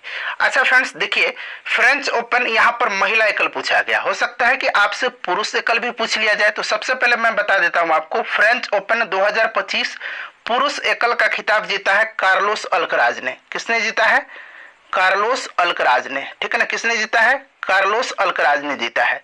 कार्लोस अल्कराज ने जीता है। कार्लोस अल्कराज जो है ये स्पेन के हैं, और इन्होंने फाइनल में जैनिक सिनर को हराया है। जैनिक सिनर को इन्होंने फाइनल में हराया है। जैनिक सिनर जो है ये कहाँ के हैं, जैनिक सिनर, तो जैनिक सिनर इटली के हैं। ठीक है ना, तो ध्यान रखिएगा, पुरुष एकल फ्रेंच ओपन 2025 का विनर कार्लोस अल्कराज हैं। ये स्पेन के हैं, हराया है इन्होंने जैनिक सिनर को, जो कि इटली के हैं। अच्छा अब बात करते हैं यहाँ पर जो प्रश्न पूछा गया है, महिला एकल फ्रेंच ओपन 2025। तो देखिए ये जीता है किसने, तो ये जीता है आपका कोको गॉफ ने। कोको गॉफ ने जीता है। ठीक है ना, कोको गॉफ ने जीता है। ये अमेरिका की हैं कोको गॉफ, और इन्होंने जो है बेलारस के आर्याना सबलेंका को हराया है। तो यहाँ पर कोको गॉफ राइट आंसर हो जाएगा। ठीक है, तो ये आपका हो गया फ्रेंच ओपन 2025। ऑप्शन डी हो जाएगा, महिला एकल कोको गॉफ और पुरुष एकल कार्लोस अल्कराज ने जीता है। अच्छा अब बात कर लेते हैं हम लोग किसका, तो ध्यान रखिएगा, अब हम बात कर लेते हैं आपका ऑस्ट्रेलियन ओपन का। तो देखिए फ्रेंड्स, ऑस्ट्रेलियन ओपन में पुरुष एकल का खिताब जीता है जैनिक सिनर ने। ठीक है ना, जैनिक सिनर ने, ये इटली के हैं। और महिला एकल का खिताब जीता है मैडिसन कीज ने। क्लियर हो जाएगा। अच्छा उसके बाद हम लोग विंबलडन की बात कर लेते हैं। विंबलडन भी हो चुका है, तो विंबलडन में पुरुष एकल का खिताब जैनिक सिनर ने जीता है। ठीक है, और महिला एकल का खिताब ईगा स्विटेक ने जीता है। तो ये सभी पॉइंट आप ध्यान रखते चलिएगा। चलिए उसके बाद देखिएगा, 2024 में नाइजर के साथ साथ किन अन्य देशों ने पश्चिमी अफ्रीकी राज्यों के आर्थिक समुदाय इकोवास से अपनी वापसी की घोषणा की है। एक तो नाइजर हो ही गया देश, नाइजर के अलावा पूछा जा रहा है कि नाइजर के साथ साथ। ठीक है, अब यहाँ पर देखिएगा, नाइजर के साथ साथ जो है बुर्किना फासो, माली, ये दोनों देशों ने किया। तो यहाँ पर देखिए बुर्किना फासो और माली दिया गया है। तो यानी कि आंसर होगा 3 और 4। ठीक है ना, तो यहाँ पर आप देख सकते हैं ऑप्शन में 3 और 4 ऑप्शन सी में दिया गया है। तो ये तो क्लियर हो गया ना। अब थोड़ा सा सुन लीजिए यहाँ पर। तो यहाँ पर देखिए एक आपका बुर्किना फासो हो गया और एक माली हो गया। तो देखिए ये इकोवास से जो है कौन अलग हुआ है, तो ये तीनों देश का नाम याद रखना, नाइजर, माली और बुर्किना फासो। ठीक है, अच्छा ये इकोवास जो है इसका फुल फॉर्म भी पूछा जा सकता है। तो याद रखिएगा, Economic Community of West African States. ठीक है, एक बार मैं और रिपीट कर देता हूं, Economic Community of West African States. ठीक है, और देखिए ये इकोवास, इसकी स्थापना 1975 में हुई थी और इसका सचिवालय जो नाइजीरिया के अबुजा शहर में है। ठीक है ना, अबुजा शहर में, नाइजीरिया के। क्लियर? तो ये सब पॉइंट ध्यान रखिएगा। उसके बाद देख लीजिएगा अगला प्रश्न हमारा कि अखिल भारतीय उच्च शिक्षा सर्वेक्षण 2021-22 के रिपोर्ट के अनुसार भारत में उच्च शिक्षा में नामांकित विदेशी छात्रों का सबसे अधिक संख्या किस देश से है? बताइएगा राइट आंसर क्या हो जाएगा। देखिए ये जो अखिल भारतीय उच्च शिक्षा सर्वेक्षण जो है, जो 2021-22 वाला रिपोर्ट, इसकी बात करते हैं तो उच्च शिक्षा में कुल नामांकन 2020-21, मैं आपको थोड़ा सा बता देता हूं। देखिए ये 21-22 है और यहां पर मैं लिख देता हूं 2021-22।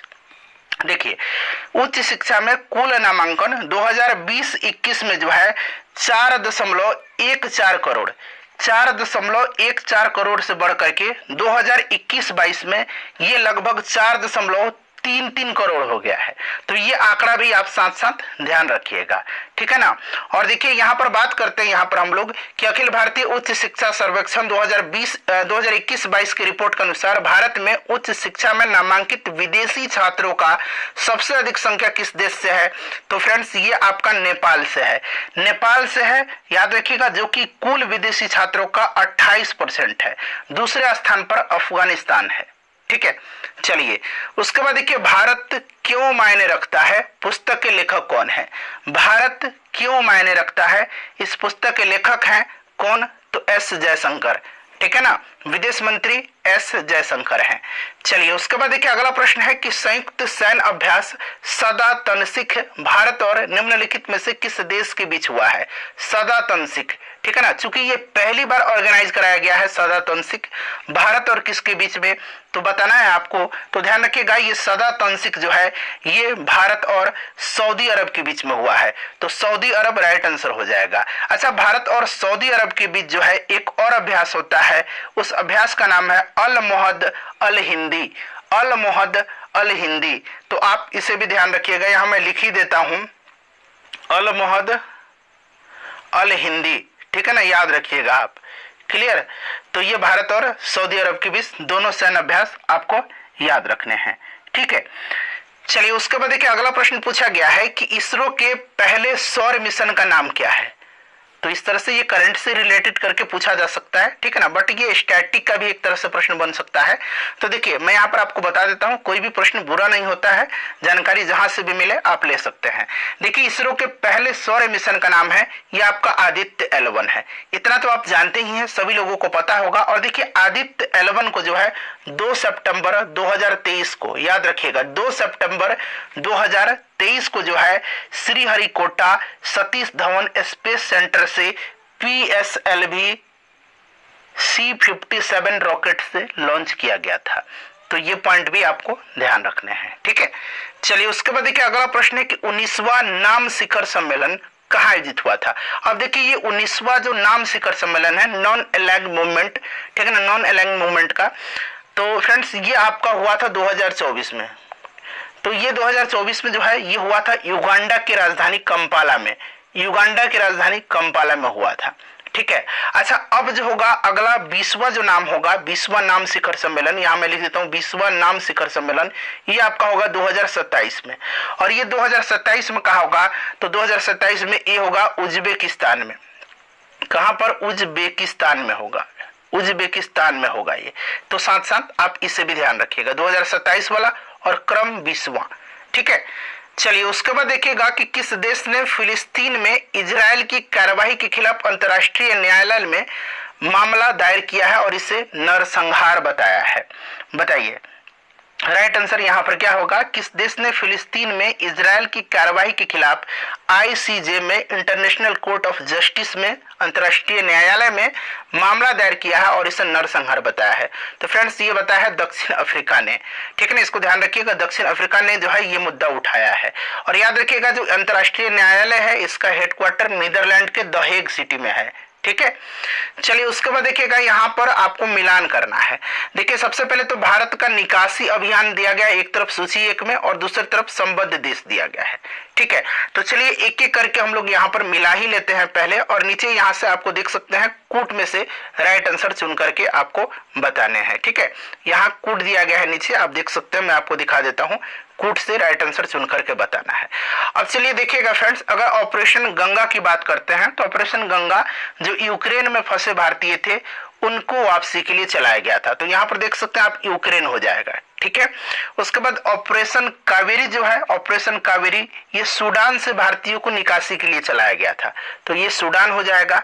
ऑपरेशन अजय जो है ये आपका इजराइल में चलाया गया था, तो यहाँ पर देख सकते हैं इजराइल। और ऑपरेशन देवी शक्ति जो अफगानिस्तान में तख्ता पलट हुआ था उस समय भारतीयों को वापस लाने के लिए चलाया गया था। तो यहाँ पर आप देख सकते हैं एक आपका 4 हो जाएगा, दूसरा आपका 3 हो जाएगा, तीसरा आपका 2 हो जाएगा और फिर 1 हो जाएगा। 4 3 2 1 करेक्ट आंसर हो जाएगा, ठीक है। अच्छा कुछ पहले आंसर बता देता हूं, देख लीजिए 4 3 2 1 कहां पर दिया गया है, यहां पर दिया गया है। अगर यहां गलत भी हो जाता है तो मैंने मिलान सही किया हुआ था, ठीक है ना, उसको मानना है आपको। और देखिए ध्यान दीजिएगा, अभी रिसेंटली ऑपरेशन सिंधु चलाया गया है, ऑपरेशन सिंधु चलाया गया है। ऑपरेशन सिंधु जो है ये ईरान से भारतीय नागरिकों को वापसी के लिए चलाया गया है, ठीक है ना। जो अभी इजराइल और ईरान में जो युद्ध हो रहा था उसी में ईरान से वापसी के लिए भारतीयों को ये सिंधु चलाया गया है। अच्छा ऑपरेशन एक ब्रह्मा है, ऑपरेशन ब्रह्मा कहां पर चलाया गया है, तो ऑपरेशन ब्रह्मा चलाया गया है म्यांमार में जो भीषण भूकंप आया था उसमें पीड़ितों की सहायता के लिए चलाया गया था ऑपरेशन ब्रह्मा। तो ऑपरेशन ब्रह्मा संबंधित है म्यांमार से और सिंधु संबंधित है ईरान से, तो इसे भी आप साथ साथ ध्यान रखिए। चलिए उसके बाद देखिएगा कि किस कंपनी ने भारत की आकाश तीर वायु रक्षा प्रणाली विकसित की है। आकाश तीर, ठीक है ना। देखिए आकाश तीर को किसने जो है ये वायु रक्षा प्रणाली है और इसको विकसित किया है BEL ने, शॉर्ट में याद रखिएगा BEL। इसका फुल फॉर्म क्या होता है, तो भारत इलेक्ट्रॉनिक्स लिमिटेड होता है। तो यहाँ पर option number B correct answer हो जाएगा, भारत इलेक्ट्रॉनिक्स लिमिटेड। तो देखिए भारत इलेक्ट्रॉनिक्स लिमिटेड ने DRDO और इसरो के सहयोग से आकाश तीर को विकसित किया है, ठीक है। तो आप इसे भी साथ साथ ध्यान रख सकते हैं, क्लियर। चलिए और देखिए आपको याद होगा कि अभी जो है एक आकाश प्राइम का जो है सफल परीक्षण किया गया रिसेंटली भारतीय सेना के द्वारा। आकाश प्राइम, आकाश तीर है ये और एक आकाश प्राइम, यहां मैं लिख देता हूं आकाश प्राइम का रिसेंटली भारतीय सेना के द्वारा सफल परीक्षण किया गया है जिसको DRDO ने बनाया है। तो साथ साथ आप इसे भी ध्यान रखिए। चलिए उसके बाद देखिएगा कि निम्नलिखित में से कौन एल रूट सर्वर प्राप्त करने वाला देश का पहला राज्य बन गया। देखिए जहां भी पहला वर्ड लग जाता है प्रश्न खुद में इंपॉर्टेंट बन जाता है, तो वही है कि एल रूट सर्वर प्राप्त करने वाला देश का पहला राज्य। तो देखिए एल रूट सर्वर प्राप्त करने वाला भारत का पहला राज्य राजस्थान बना है और इस सर्वर को राजस्थान के भामाशाह स्टेट डाटा सेंटर में स्थापित किया गया है। यह राज्य को निर्बाध इंटरनेट कनेक्टिविटी प्रदान करेगा यह, जिससे ई गवर्नेंस सेवाएं बेहतर होंगी और इंटरनेट संरचना को मजबूती प्रदान होगी। तो ये राजस्थान जो है आपका एल रूट सर्वर प्राप्त करने वाला पहला स्टेट बन गया है, ऑप्शन बी। कहां इसको स्थापित किया गया है, तो राजस्थान के भामाशाह स्टेट डाटा सेंटर में, भामाशाह स्टेट डाटा सेंटर में, ठीक है ना, डाटा सेंटर में, याद रखिएगा इसको, ठीक है। चलिए उसके बाद अगला प्रश्न कर लेंगे कि बिहार पर्यटन नीति 2023 के अंतर्गत 50 करोड़ रुपए से अधिक के निवेश के लिए दी जाने वाली अधिकतम पूंजी सब्सिडी प्रतिशत कितना है। बिहार पर्यटन नीति 2025 के अंतर्गत देखिए 50 करोड़ रुपए से अधिक निवेश के लिए दी जाने वाली अधिकतम पूंजी सब्सिडी प्रतिशत क्या है। देखिए ध्यान दीजिएगा फ्रेंड्स, अगर हम बात करते हैं तो आपको याद रखना है कि 10 करोड़ रुपए तक के निवेश के लिए 30% की सब्सिडी है, 10 करोड़ रुपए तक की, ठीक है, 10 करोड़ की। और प्रश्न में पूछा गया 50 करोड़ रुपए से अधिक, तो 50 करोड़ रुपए से अधिक के लिए 25% है। चलिए उसके बाद देखिएगा कि स्कैल्प, ठीक है ना, स्कैल्प मिसाइल है, इसको किसने संयुक्त रूप से विकसित किया है। अब देखिए स्कैल्प जो है अभी रिसेंटली चर्चा में रहा था। देखिए स्कैल्प जो है इसको पहले मैं बता देता हूं कि इसको ब्रिटेन और फ्रांस ने विकसित किया है, इसको ब्रिटेन और फ्रांस ने विकसित किया है स्कैल्प को। और देखिए अभी रिसेंटली जो ऑपरेशन सिंदूर है, ऑपरेशन सिंदूर के दौरान भारतीय राफेल फाइटर जेट से स्कैल्प मिसाइल दागी गई थी, ठीक है ना। और देखिए यूके और फ्रांस ने इसको विकसित किया है और यूके में जो है इसको बोला जाता है स्टॉर्म शैडो, स्टॉर्म शैडो के नाम से इसको जाना जाता है यूके में, स्टॉर्म शैडो के नाम से, ठीक है ना। इसको भी आप साथ साथ ध्यान रखिएगा। चलिए उसके बाद देखिए अगला प्रश्न है कि हाल ही में देखिए किस मंत्रालय ने नई दिल्ली में हरित योग कार्यक्रम शुरू किया है। हरित योग कार्यक्रम शुरू किया है, बताइए हरित योग कार्यक्रम। तो देखिए इसको डेवलप किया है किसने, मतलब कार्यक्रम इसको स्टार्ट किसने किया है, तो फ्रेंड्स इसको किया है आयुष मंत्रालय ने। किसने, आयुष मंत्रालय ने किया है, तो ध्यान रखिएगा आपको। चलिए उसके बाद देखिएगा कि हाल ही में आयोजित विश्व ऑडियो विजुअल और मनोरंजन शिखर सम्मेलन वेब्स 2025 का आयोजन किस शहर में हुआ है। तो इस तरह से भी सीधे आपसे पूछा जाएगा वेब्स 2025 का आयोजन, तो दोनों तरीके से याद रखिएगा, विश्व ऑडियो विजुअल और मनोरंजन शिखर सम्मेलन, या अंग्रेजी में शॉर्ट में इसको वेब्स भी याद रखिएगा। तो देखिए इसका आयोजन कहां पर किया गया है, तो वेब्स 2025 का आयोजन मुंबई में किया गया है, जियो वर्ल्ड कन्वेंशन सेंटर में, ठीक है ना, मुंबई में हुआ है इसका आयोजन, जियो वर्ल्ड कन्वेंशन सेंटर मुंबई में, तो यहाँ पर बॉम्बे हो जाएगा, ठीक है। चलिए उसके बाद देखिएगा कि पुरुषों के एशिया कप हॉकी 2025 की मेजबानी कौन सा भारतीय राज्य कर रहा है, बताइए। पुरुषों के एशिया हॉकी कप है ये, ठीक है, इसका मेजबानी कौन सा राज्य कर रहा है, तो फ्रेंड्स इसका मेजबानी अपना राज्य बिहार कर रहा है। ये 12वां संस्करण है और इसका आयोजन बिहार के राजगीर में होगा, बिहार के राजगीर में होगा, 12वां संस्करण है, ये आप ध्यान रखिएगा, ठीक है।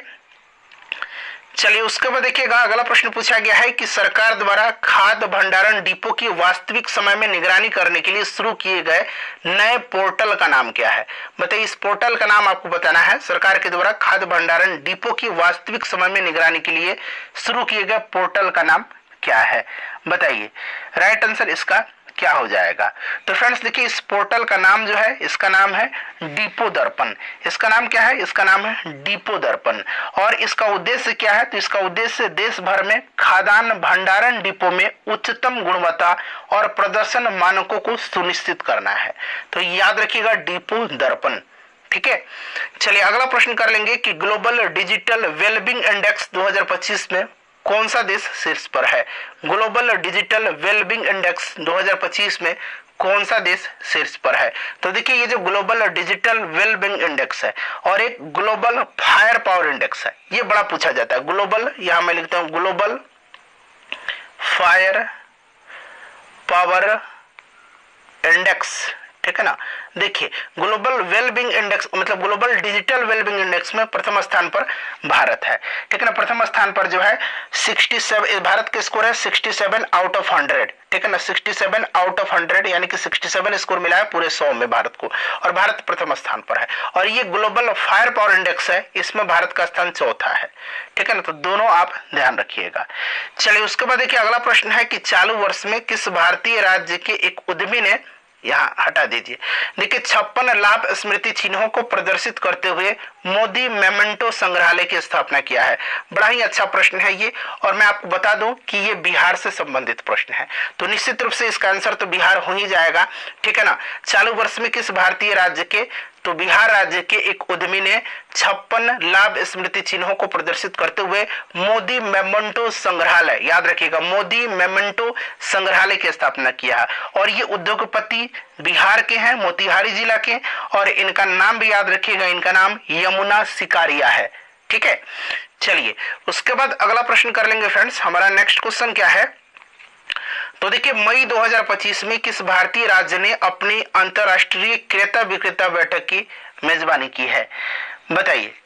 तो देखिए किस भारतीय राज्य ने अंतरराष्ट्रीय क्रेता विक्रेता बैठक की मेजबानी किया है, तो फ्रेंड्स ये कौन सा राज्य है, तो ये राज्य जो है आपको याद रखना है, ये राज्य आपका बिहार है। खाद्य प्रसंस्करण उद्योग मंत्रालय जो 19 और 20 मई 2025 को बिहार के पटना में कृषि एवं प्रसंस्कृत खाद्य उत्पाद निर्यात विकास प्राधिकरण, भारतीय व्यापार संवर्धन परिषद और बिहार सरकार के साथ साझेदारी में अंतर्राष्ट्रीय क्रेता विक्रेता बैठक का आयोजन किया है। तो यहाँ पर बिहार राइट आंसर हो जाएगा, और बिहार में पटना में, ठीक है।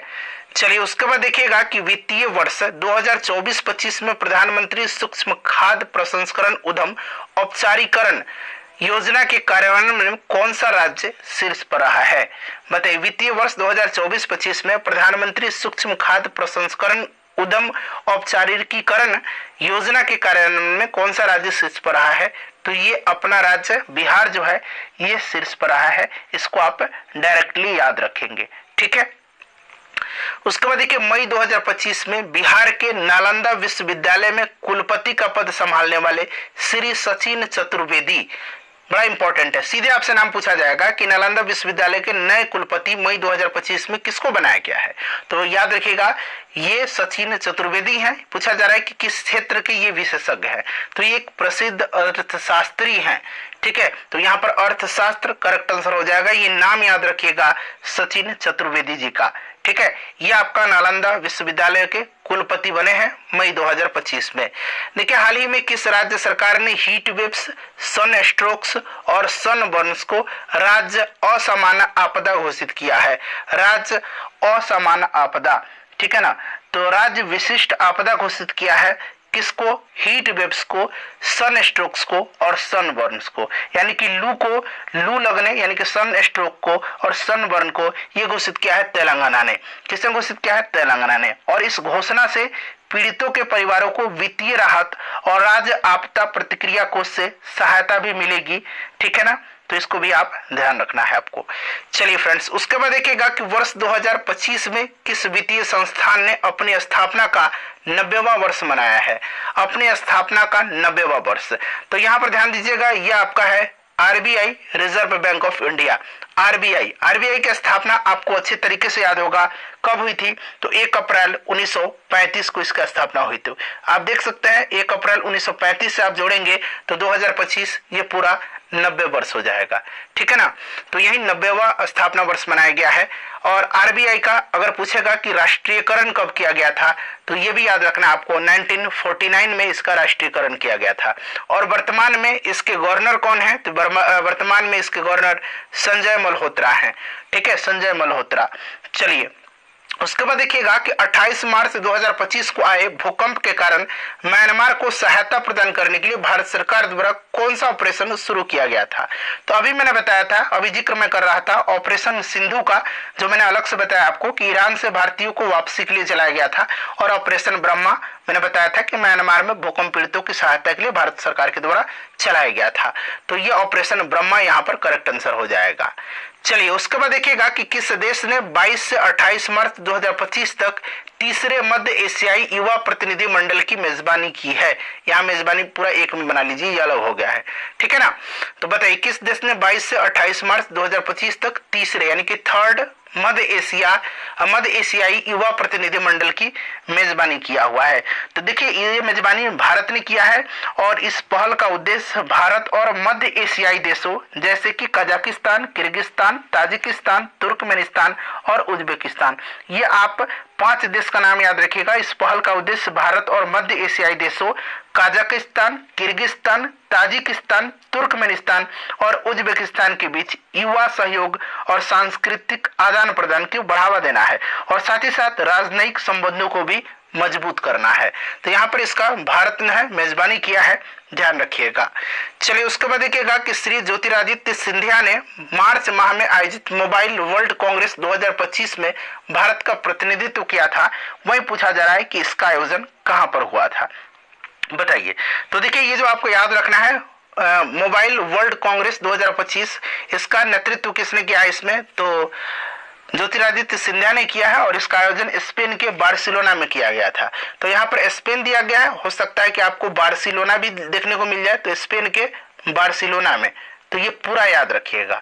ठीक है, चलिए उसके बाद देखिएगा कि भारत और जापान के बीच पर्यटन सहयोग पर संयुक्त कार्य समूह की चौथी बैठक 8 अप्रैल 2025 को हुई। ये कहाँ आयोजित हुई थी, ये आपसे पूछा जा रहा है। भारत और जापान के बीच पर्यटन सहयोग पर संयुक्त कार्य समूह की चौथी बैठक 8 अप्रैल 2025 को हुई है।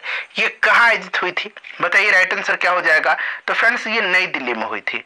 ठीक है ना, नई दिल्ली में हुई थी। तो यहाँ पर आपको याद रखना है नई दिल्ली करेक्ट आंसर हो जाएगा। क्लियर? चलिए उसके बाद देखिए अगला प्रश्न है कि भगवान महावीर के जन्म के सम्मान में 9 अप्रैल 2025 को मनाए गए नौकार महामंत्र दिवस का उद्घाटन किसके द्वारा किया गया था? देखिए ये नौकार महामंत्र दिवस है, ठीक है। तो पूछा जाएगा नौकार महामंत्र दिवस, तो ये भगवान महावीर के जन्म के सम्मान में मनाया गया है 9 अप्रैल 2025 को, और इसका उद्घाटन प्रधानमंत्री श्री नरेंद्र मोदी जी ने किया है। तो ऑप्शन नंबर यहाँ पर ए राइट आंसर हो जाएगा। चलिए उसके बाद देखिए अगला प्रश्न है और काफी इंपॉर्टेंट क्वेश्चन है। देखिए हाल ही में किस बॉलीवुड अभिनेता को केंद्रीय खेल मंत्री मनसुख मंडाविया ने फिट इंडिया आइकन के रूप में सम्मानित किया है? इस तरह का प्रश्न पूछा जाता है। तो यह है आयुष्मान खुराना। चलिए उसके बाद देखिएगा कि इस वर्ष हैदराबाद में आयोजित प्रतियोगिता के 72वें संस्करण मिस वर्ल्ड 2025 का ताज जो है किसे पहनाया गया है? अब देखिए फ्रेंड्स, आपसे डायरेक्टली पूछा जाएगा कि ये 72वां संस्करण जो हुआ था मिस वर्ल्ड 2025 का, इसका आयोजन कहाँ हुआ था? तो भारत के हैदराबाद में हुआ था, ठीक है। और देखिए इसमें जो विनर रही हैं, जिनको ताज पहनाया गया है, ये कौन है? तो थाईलैंड की हैं। कहाँ की? थाईलैंड की ओपल सुचाता चुवांगसिरी। ये कहाँ की हैं? तो ये थाईलैंड की हैं, याद रखिएगा ये थाईलैंड की हैं, ठीक है। इनका नाम है ओपल सुचाता चुवांगसिरी। क्लियर, आपको ध्यान रखना है। और इसमें भारत का प्रतिनिधित्व किसने किया है ये भी पूछा जा सकता है। तो नंदिनी गुप्ता ने इसमें भारत का प्रतिनिधित्व किया था, ठीक है। चलिए उसके बाद देखिएगा खेलो इंडिया यूथ गेम्स 2025 में बिहार ने कितने पदक जीते हैं? बताइए बिहार ने कितने पदक जीते हैं? तो डायरेक्टली ये पूछा जा रहा है आपसे। तो सबसे पहले ध्यान दीजिए, यहां से प्रश्न बनेंगे आपके पेपर में। मैं आपको बता दे रहा हूं खेलो इंडिया यूथ गेम्स, ठीक है, इसका आयोजन जो है ये आपका बिहार में हुआ था। बिहार के 5 जिलों में कौन कौन से? तो यहां मैं लिख देता हूं पटना, उसके बाद आपका राजगीर, उसके बाद बेगूसराय, उसके बाद गया और भागलपुर, ठीक है ना। 5 जगह इसका आयोजन हुआ था।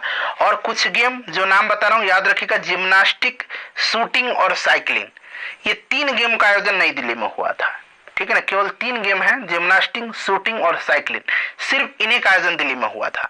बाकी सारे आयोजन बिहार में आयोजित किए गए थे, ठीक है फ्रेंड्स।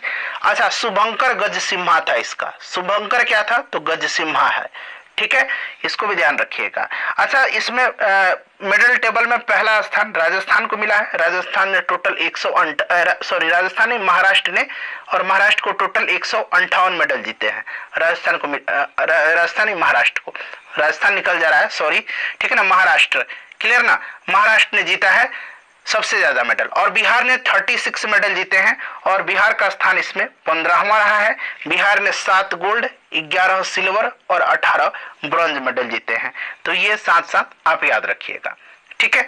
चलिए उसके बाद अगला प्रश्न है कि हाल ही में कौशल विकास एवं उद्यमिता मंत्रालय ने किसके साथ मिलकर के महिलाओं के लिए AI कैरियर शुरू किया हुआ है?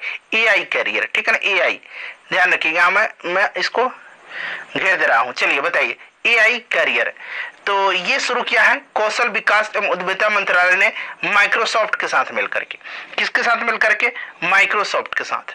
चलिए उसके बाद देख लीजिएगा कि विकसित भारत 2047 का क्या अर्थ है। अब देखिए 2047 जो है ना, हमारी आजादी का पूरा 100 साल हो जाएगा उस समय, यानी कि हमारी आजादी की 100वीं वर्षगांठ पर आपको ध्यान रखना है कि पूर्ण विकसित राष्ट्र के रूप में इसको स्थापित करना है भारत को। तो यहाँ पर आपका विकसित भारत हो जाएगा।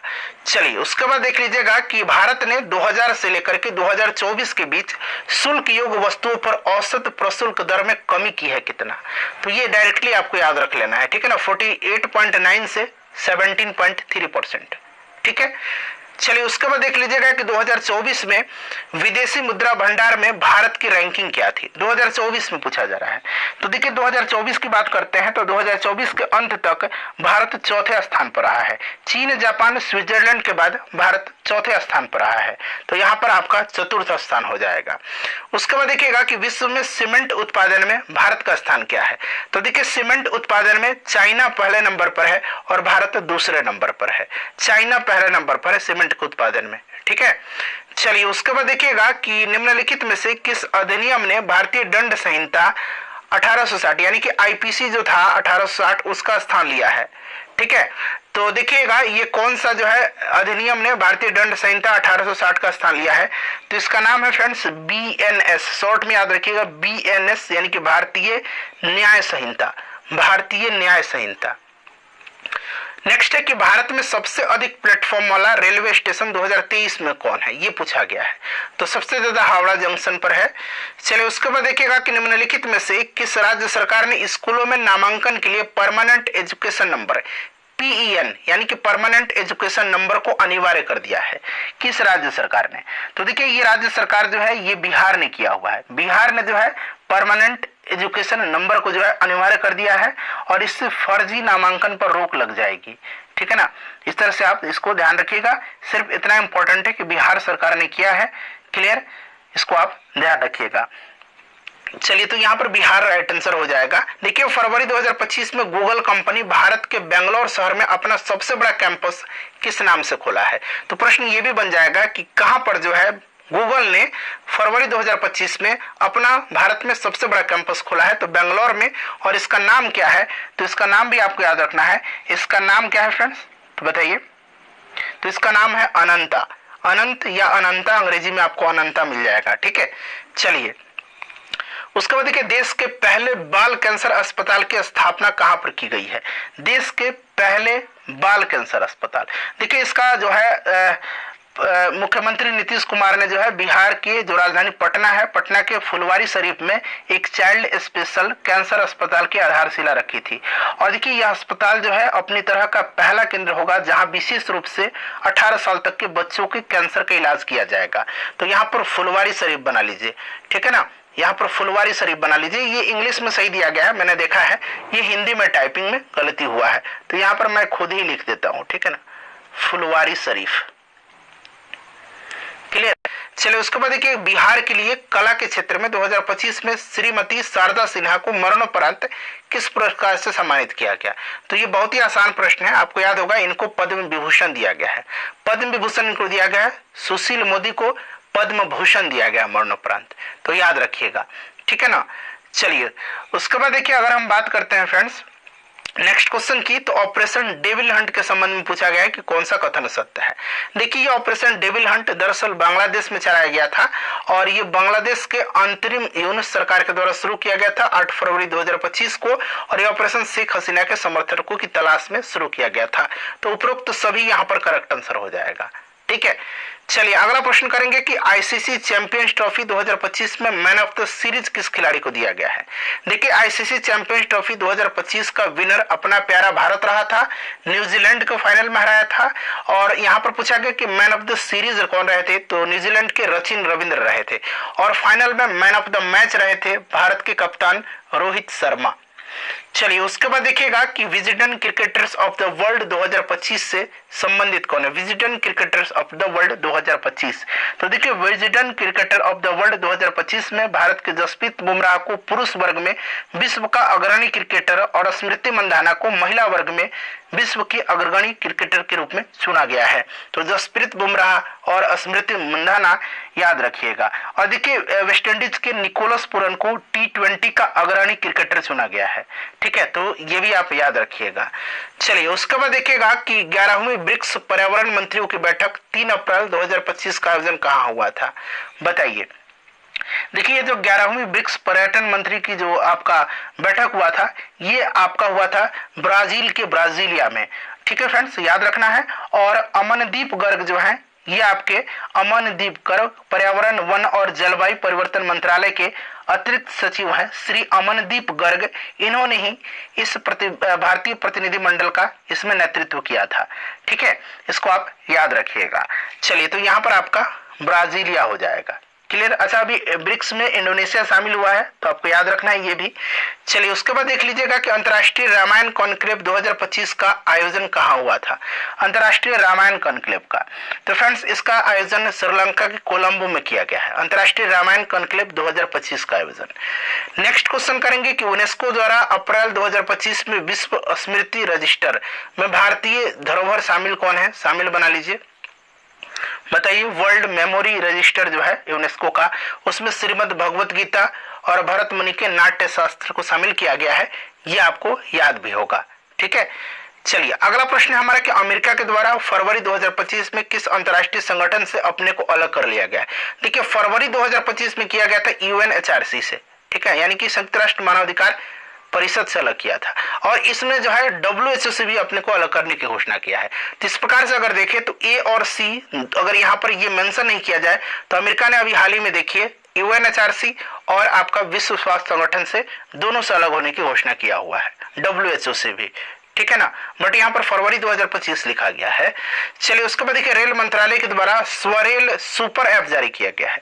स्वरेल सुपर ऐप, देखिए स्वरेल सुपर ऐप एप्लीकेशन एक ही प्लेटफॉर्म पर अनेक सेवाओं को एकीकृत करने के लिए तैयार किया गया है और रेल मंत्रालय ने सुपर ऐप नामक एक एप्लीकेशन जारी किया है जो वन स्टॉप समाधान है, ठीक है।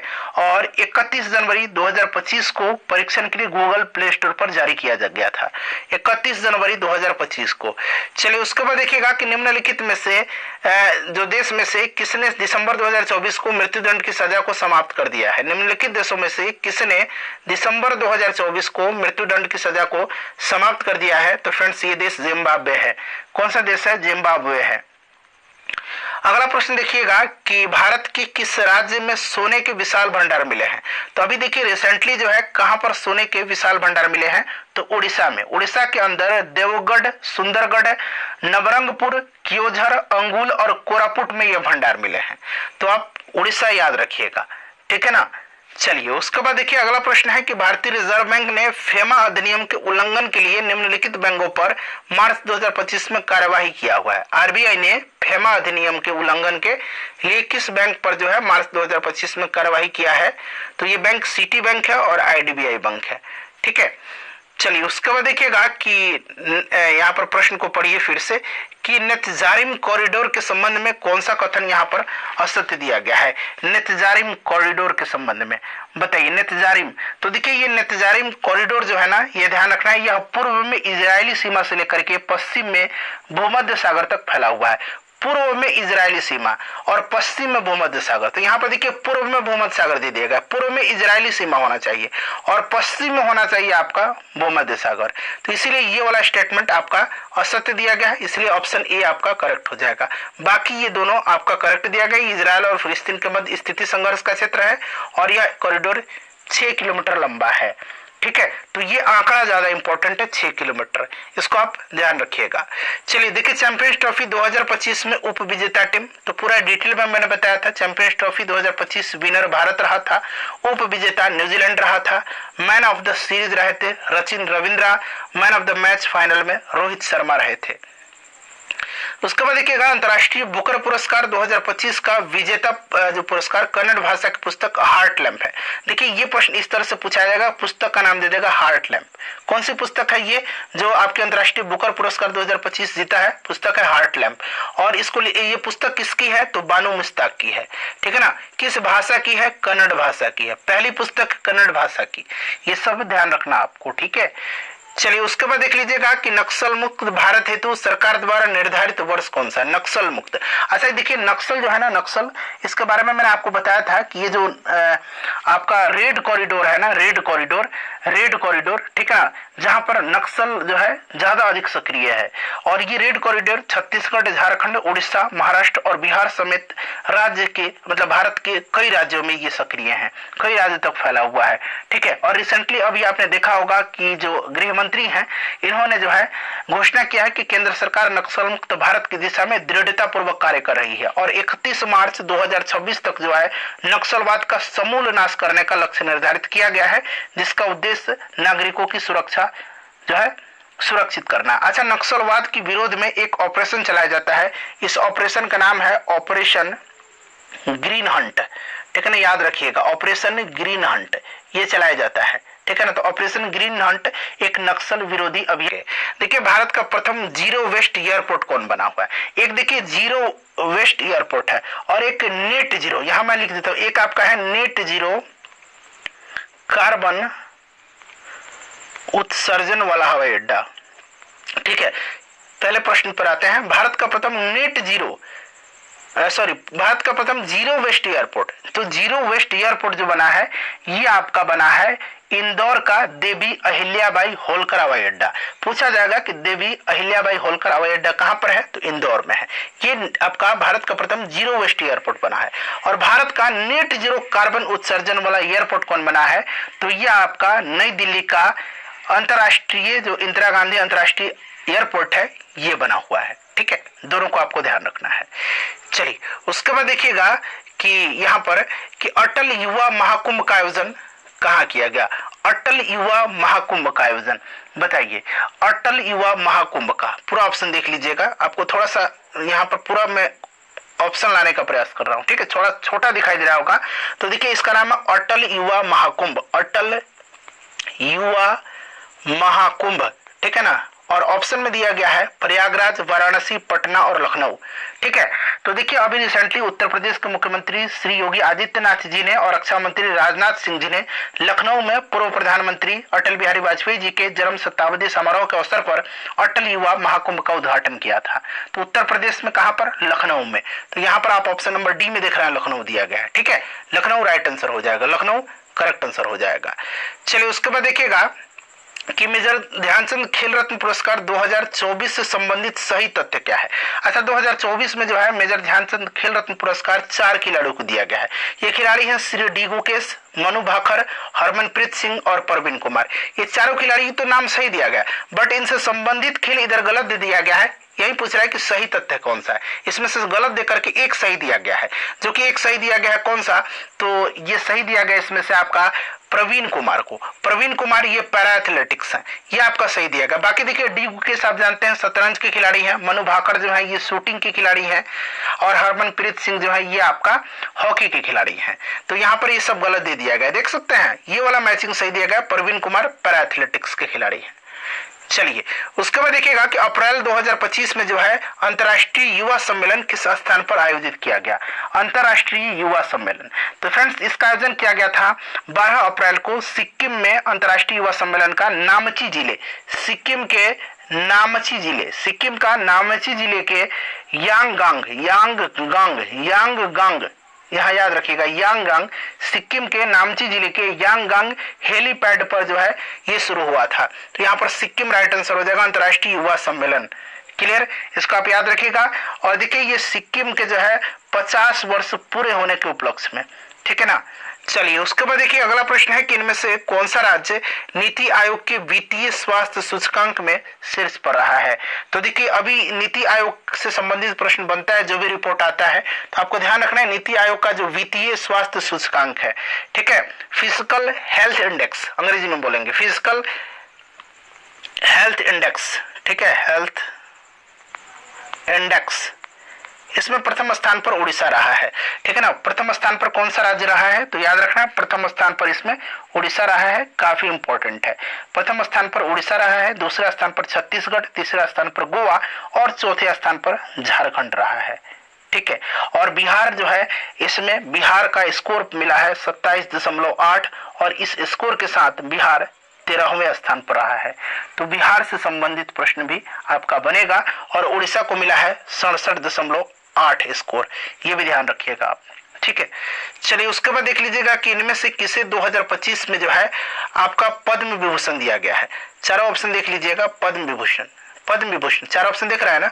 तो देखिए पद्म विभूषण जो है आपको याद होगा ये आपको कितने लोगों को दिया, अच्छा टोटल 139 लोगों को पद्म पुरस्कार दिया गया है, जिनमें से 7 लोगों को दिया गया है आपका पद्म विभूषण, 19 लोगों को पद्म भूषण और 113 लोगों को पद्मश्री। सब जोड़ दीजिए तो देखिए 139 हो जाएगा।